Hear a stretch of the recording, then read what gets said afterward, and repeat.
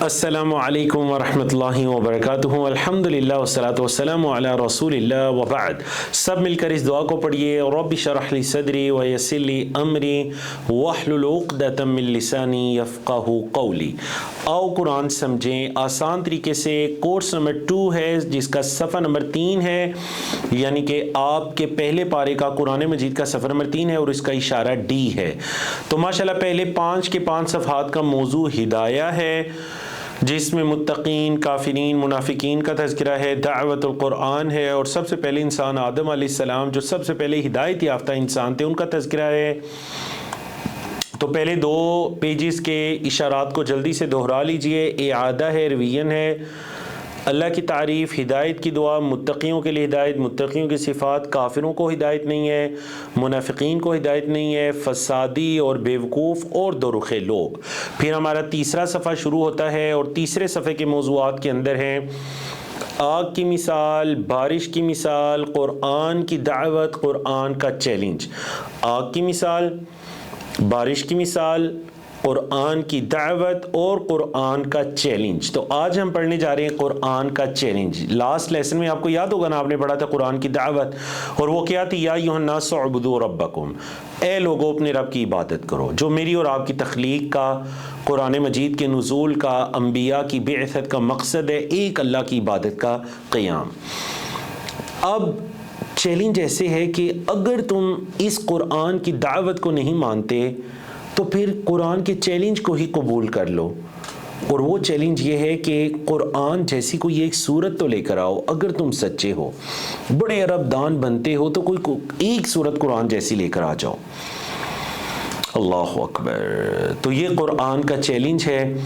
اچھا، اسی آیت کریمہ میں آیت نمبر 23 کے اندر نبی کریم صلی اللہ علیہ وسلم کی نبوت کا ثبوت بھی ہے، اور وہ ہے نزلنا علی عبدنا۔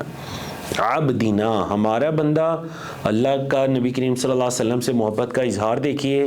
نزلنا، ہم نے اتارا، ہم نے نازل کیا۔ تو قرآن کا اللہ کی طرف سے ہونا اس کے اندر یہ ثبوت بھی ہے۔ اور چیلنج یہ ہے کہ ایک صورت لے کر آؤ، چاہے سارے مل کر لانا چاہو۔ یہ اس کے اسباق تھے جی۔ ایک ہی آیت ہے آج ہمارے لیسن میں، اعوذ باللہ من الشیطان الرجیم، وَإِن كُنتُمْ فِي رَيْبٍ مِّمَّا نَزَّلْنَا عَلَىٰ عَبْدِنَا وَإِن كُنتُمْ، اور اگر تم ہو، فی ریبن، کسی شک میں، اگر تم ہو شک میں، ریب آپ پڑھ چکے ہیں اس سے پہلے، اگر تم ہو شک میں، مما، یہ اصل میں مجموعہ ہے من ما، من کا مطلب سے ما، جو، اس سے جو، نزلنا، ہم نے اتارا، علی عبدنا، اپنے بندے پر، فَأْتُوا، تو لے آؤ، بِصُورَةٍ، ایک صورت، مِن مِثْلِهِ، اس جیسی، اس قرآن کے جیسی ایک صورت لے کر آ جاؤ، اگر تم شک میں ہو اس چیز سے جو ہم نے اپنے بندے پر اتاری۔ وَادْعُوا، اور بلا لو، شُہَدَاءَکُمْ، اپنے مددگاروں کو، من دون اللہ، جو اللہ کے علاوہ ہیں، ان کنتم صادقین، اگر تم ہو سچے۔ اگر تم سچے ہو تو پھر لاؤ قرآن جیسی ایک صورت، سارے مل کر لاؤ، اپنے گواہوں کو، مددگاروں کو بھی بلا لو۔ تو قرآن کے بارے میں شروع ہی میں اللہ نے کہہ دیا تھا کہ لا ریب فیہ، ذالک الکتاب لا ریب فیہ ھدی للمتقین۔ اب اسی ریب کا تذکرہ ہو رہا ہے کہ قرآن میں تو شک نہیں ہے، لیکن اگر تمہیں کچھ شک ہے تو ٹھیک ہے، پھر تم بھی اس جیسی ایک صورت لے آؤ۔ تمہیں یہ شک ہے کہ اللہ کی طرف سے نہیں ہے، محمد صلی اللہ علیہ وسلم نے نعوذ باللہ اپنے پاس سے گھڑ لیا ہے، تو ٹھیک ہے، پھر تم بھی اپنے پاس سے بنا کر لے آؤ، اور اکیلے نہیں۔ یا تو یہ ہونا کہ محمد صلی اللہ علیہ وسلم اکیلے تم ان پر الزام لگا رہے ہو کہ انہوں نے اپنے پاس سے وضع کر لیا، گھڑ لیا، تو تم اکیلے لاؤ، نہیں، سارے مل کر لے آؤ۔ وَادْعُوا شُهَدَاءَکُمْ، اللہ اکبر۔ نزلنا علی عبدنا، بڑا پیاری قرآن کی ترتیب ہے۔ دیکھیں، اس سے پہلے جو قرآن کی دعوت تھی نا، اس میں تھا عقیدہ توحید، اور یہاں پر نزلنا علی عبدنا عقیدہ رسالت اللہ نے اتارا اپنے بندے پر، تو وہی کس پر اترتی ہے؟ جس کو اللہ اپنی نبوت رسالت کے لیے منتخب کر لے۔ یاد رکھیے گا وہی کا تعلق صرف اور صرف نبی رسول کے ساتھ خاص ہوتا ہے۔ نعوذ باللہ اگر آج کے دور میں یا کسی بھی دور میں کوئی انسان یہ کہے گا کہ اللہ کا فرشتہ میرے پاس آیا، اس نے مجھے یہ کہا، تو نعوذ باللہ من ذالک، وہ نہ صرف جھوٹا ہے بلکہ وہ نبیوں اور رسولوں کے حق پر ڈاکہ ڈالنے والا ہے۔ کیونکہ یاد رکھیے گا وہی انبیاء رسول کے علاوہ کسی کے پاس نہیں آتی، فرشتہ آ کر کسی کو بات نہیں بتاتا۔ ہاں اللہ دل میں کوئی بات ڈال دیتا ہے، اللہ کوئی خواب دکھا دیتا ہے، لیکن فرشتے کا پیغام لے کر آنا یہ نبیوں رسولوں کے ساتھ خاص ہے۔ نبی کریم صلی اللہ علیہ وسلم کی وفات کے موقع پر جب صحابہ کرام پریشان تھے تو کہنے لگے ایک تو یہ پریشانیاں، آئندہ نبی کریم صلی اللہ علیہ وسلم کا دیدار کیسے کریں گے؟ آپ کو دیکھتے تھے، آپ کے چہرہ انور کو دیکھ کر ہمارا ایمان تازہ ہو جاتا، ہماری آنکھیں ٹھنڈی ہو جاتی، آئندہ کس کے ذریعے اپنی آنکھوں کو ٹھنڈا کریں گے؟ اور دوسری پریشانی یہ ہے کہ اب جبریل امین کس کے پاس آئیں گے؟ اللہ اکبر۔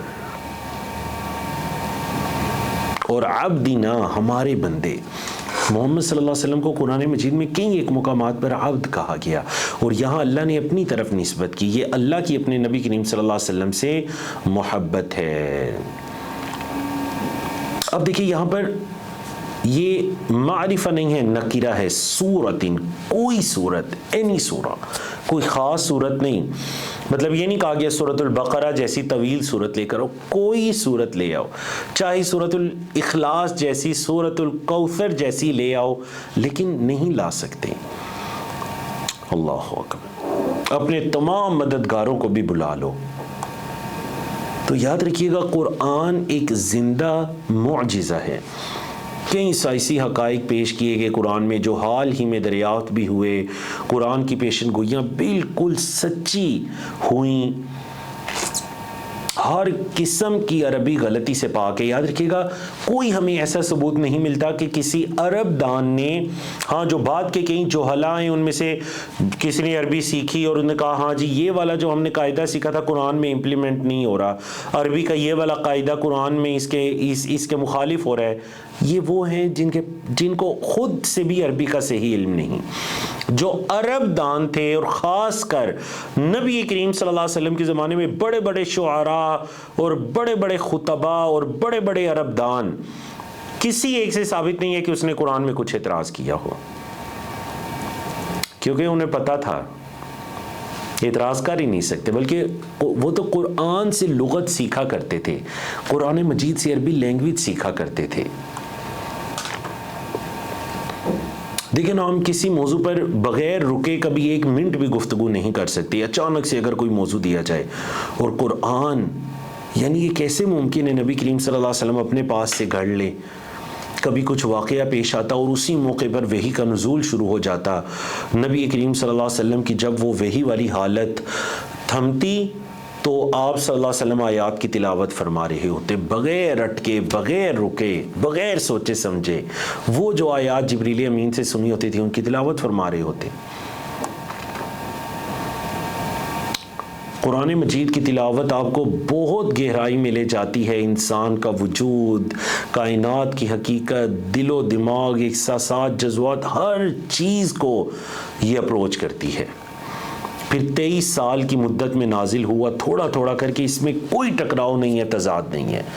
یہی ایک مذہبی کتاب ہے جو تقریباً 1400 سال سے اپنی اصلی حالت پر محفوظ ہے، اور یہ وہ واحد کتاب ہے جس کی کروڑوں لوگ تلاوت کرتے ہیں اور لاکھوں لوگ اس کو زبانی یاد کرتے ہیں۔ تو یاد رکھیے گا اگر آپ قرآن مجید پر غور و فکر کریں گے، اس کو سمجھیں گے، ماشاءاللہ جس طرح آپ ان کورسز کے اندر سمجھ بھی رہے ہیں، تو آپ کو یہ پتہ چلے گا کہ جس انسان نے سب سے پہلے قرآن مجید پر عمل کیا وہ نبی کریم صلی اللہ علیہ وسلم دنیا کے کامیاب ترین انسان بن گئے۔ یہ بات انسائکلوپیڈیا کے اندر لکھی ہوئی ہے کہ محمد صلی اللہ علیہ وسلم جو تمام مذہبی شخصیات ہیں ان میں سب سے ٹاپ آف دا لسٹ، سب سے پہلے نمبر پر نبی کریم صلی اللہ علیہ وسلم ہے۔ اس کا جو 11th ایڈیشن ہے اس کے اندر یہ بات لکھی ہوئی ہے۔ جن لوگوں نہ صرف نبی کریم صلی اللہ علیہ وسلم بلکہ صحابہ کرام کو دیکھیے.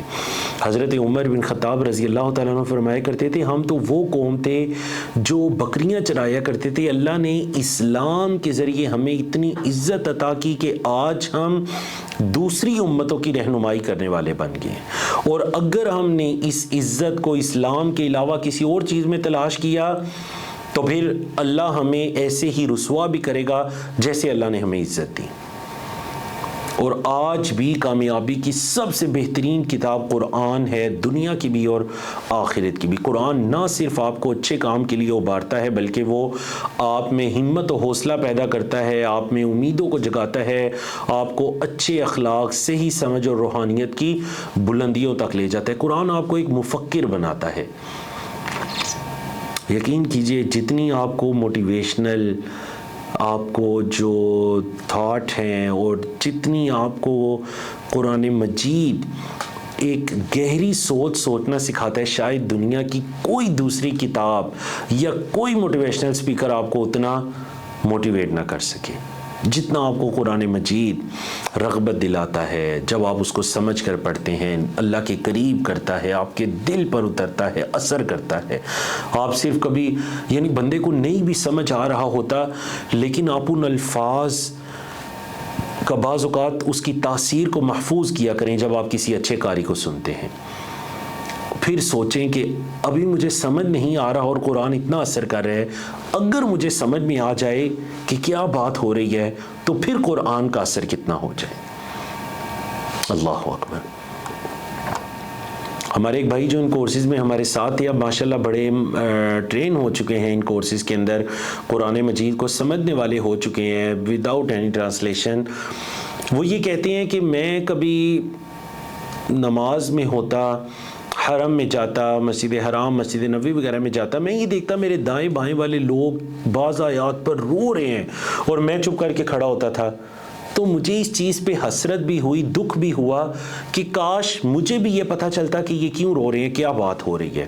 بس اس چیز نے ان کے دل میں یہ احساس پیدا کیا کہ قرآن سیکھنا ہے اور چند ہی سالوں میں وہ قرآن سیکھ گئے الحمدللہ. تو یہ آیت تھی جی آیت 23 ہماری. اسباق قرآن کا چیلنج ہے اور انہی آیات کے اندر نبوت کا ثبوت ہے. نزلنا علی عبدنا سے، اور انہی آیات سے عبدنا ہمارے بندے پر ہم نے جو اتارا، نبی کریم صلی اللہ علیہ وسلم سے اللہ کی محبت ہے. تو دعا یہ ہونی چاہیے کہ اللہ قرآن کے تعلق سے میرے ایمان میں اور اضافہ فرما دے، اور یہ کہ یہ قرآن آپ کی طرف سے اللہ میرا یہ ایمان مضبوط ہو جائے اور قرآن کو اپنی زندگی میں لے آؤں. اللہ اس چیز کی مجھے توفیق عطا کر دے. اور پلاننگ یہ ہونی چاہیے کہ انشاءاللہ میں اللہ تعالیٰ کے اس پیغام کو دوسروں تک پہنچاؤں گا. دیکھتے ہیں جی اس آیہ کے اندر اسما کون سے ہیں. ایک اسم آیا عبد، بندہ، اور اس کی جمع ہے عباد، عبد عباد. پھر ایک اسم آیا سورت، اور اس کی جمع ہے سور، سورتن سور. پھر ایک اسم آیا شہید، شہداء جمع آیا نا تو اس کی واحد ہے شہید، گواہ، شہیدن شہداء. پھر ایک اسم آیا صادقین، یہ جمع ہے، دوسری جمع صادقون آتی ہے اور اس کی واحد ہے صادق، صادق جمع صادقون صادقین. افعال کو دیکھ لیجئے. صادقین یہ جو ہے نا اسم فاعل ہے، اسم فاعل جمع، صادق کی جمع صادقین ابھی آپ نے پڑھا. تو پھر اس کا فعل کیا ہے؟ اس کا فعل ہے صدقہ یصدق اصدق. جلدی سے بتائیے صدقہ یصدق کا وزن کون سا ہے؟ چیٹ میں ایکٹیو ہو جائیں. صدقہ یصدق کا وزن ہے نصرہ ینصرو، نصرہ ینصرو. کمزور افعال کو دیکھ لیجئے اس لیسن کے اندر. ایک فعل ہے کان یکون، پڑھ چکے ہیں آپ. یہ وزن ہے قال یقول. فعل ماضی آیا کنتم، دیکھیں نا، کانا کانو، کنتا کنتو کنتم، تم تھے. اور ترجمے کو سلیس کرنے کے لیے ان کنتم، اگر تم ہو، فی ریب شک میں. اگلا چیپٹر ہے اتا یاتی، اتا یاتی حمزہ والا اور کمزور لیٹر والا چیپٹر اتا یاتی. وزن ہدا یہتی. اتا یاتی، ہدا یہدی. اگلا فعل امر ہے جی ودعو، واو کو ہٹا دیجئے تو فعل امر ہے ادعو. واحد ہے ادعو پکار، ادعو تم سب پکارو، تم سب بلاؤ. دعا یدعو دعوت دینا، پکارنا، بلانا. الحمدللہ اللہ کی توفیق سے ہم نے قرآنک لیسن کو مکمل کیا، تو چلیں گرامر کی طرف چلتے ہیں جی. گرامر کے اندر آج ہم چیپٹر پڑھنے جا رہے ہیں شاء. کیا چیپٹر پڑھنے جا رہے ہیں جی؟ شاء. کمزور چیپٹر ہے. دیکھیں نا شین کے بعد الف دکھائی دے رہے نا تو کمزور ہے، حمزہ بھی ہے، تو پتہ چلا ڈبل اسپیشل کیسز میں سے ہے. ایک تو اسپیشل کیس ہوتے ہیں نا جس میں کمزور لیٹر آ جائے یا ریپیٹ لیٹر آ جائے یا حمزہ آ جائے، لیکن یہ وہ ہے جس میں کمزور لیٹر بھی آ رہا ہے اور حمزہ بھی آ رہا ہے. اللہ اکبر. شاء قرآن مجید میں 235 مرتبہ استعمال ہوا. چاہنا جو آپ کہتے ہیں نا ماشاء اللہ وہ یہی ہے، جو آپ کہتے ہیں انشاء اللہ وہ بھی یہی ہے. کمزور حروف کے بارے میں دو باتیں. نمبر ایک، جس فعل میں یہ آ جاتے ہیں وہ فعل بھی کمزور ہو جاتا ہے، جیسے وہب، وعدہ، قال. کمزور افعال کے بارے میں دو باتیں یاد رکھیں. نمبر یہ کہ کمزور فعل ان چار میں سے کسی نہ کسی کے سٹائل پر ہوتا ہے. فتح، نصر، ضرب، سمیع ان چار میں سے کسی ایک کے سٹائل پر ہوتا ہے. اور نمبر دو کہ کمزور حرف کے تھک جاتے ہیں. تھکنے کا مطلب ہے یا تو دوسرے کمزور حرف سے بدل جاتے ہیں یا پھر بالکل غائب ہو جاتے ہیں، یا غائب ہو جاتے ہیں یا بدل جاتے ہیں. چلیے جی، تو فعل ہے ہمارے پاس شاء، اس نے چاہا، اس نے چاہا. انشاء اللہ. چلیے، شاء اس نے چاہا، شاءو ان سب نے چاہا، شئتا آپ نے چاہا، شئتو میں نے چاہا، شئتم آپ سب نے چاہا، شئنا ہم سب نے چاہا، شاءت اس عورت نے چاہا. دوبارہ، شاء، شاءو، شئتا، شئتو، شئتم، شئنا، شاءت. دوبارہ، شاء، شاءو، شئتا، شئتو، شئتم، شئنا، شاءت. فعل مضارع اس کا کیا آتا ہے؟ یشاء. قرآن میں بہت مرتبہ استعمال ہوا یشاء. یشاء وہ چاہتا ہے، یشاءون وہ سب چاہتے ہیں، تشاء آپ چاہتے ہیں، اشاء میں چاہتا ہوں، تشاءون آپ سب چاہتے ہیں، نشاء ہم سب چاہتے ہیں، تشاء وہ عورت چاہتی ہے. دوبارہ وداؤٹ ٹرانسلیشن، یشاء، یشاءون، تشاء، اشاء، تشاءون، نشاء، تشاء. اچھا، قرآن مجید میں یہ جو چیپٹر ہے نا شاء یشاء، صرف اس کا فعل ماضی اور مضارع ہی یوز ہوا ہے. قرآن مجید میں یا تو یہ ماضی یوز ہوا اس کا یا مضارع یوز ہوا، باقی فعل امر وغیرہ نہیں یوز ہوئے یا اسم فاعل وغیرہ. تو ہم اس چیپٹر سے ماضی مضارع کو ہی پڑھیں گے. اچھا، اس کے بعد ایک اور چیپٹر پڑھتے ہیں، وہ بھی اس سے ملتا جلتا ہے، اور وہ چیپٹر ہے جاء. جاء کا مطلب ہے وہ آیا، لیکن یاد رکھیے گا جاء کے بعد آگے دیکھیے گا. اگر اگلے کلمات میں سے اس کے بعد والا جو کلمہ ہے یا اس کے بعد والا یا اس کے بعد والا، اگر ان کلمات میں سے کسی کلمے کے شروع میں با دکھائی دے دے تو پھر جا کا مطلب یہ نہیں ہوگا وہ آیا. جا کا مطلب کیا ہوگا؟ وہ لایا. ٹھیک ہے؟ حضرت ابراہیم کے بارے میں نہیں ہے جاء بعجل، بچڑا لے کر آگے، بنا ہوا بچڑا جو لائے تھے فرشتوں کے لیے. تو جاء بی. چلیں پریکٹس کریں. جاء وہ آیا، جاؤ جئتا جیسے ہم نے کہا تھا شئتا، تو اس طرح کیا ہے جئتا، جئتو، جئتم، جئنا، جاءت. دوبارہ، جاء، جاؤ، جئتا، جئتو، جئتم، جئنا، جاءت.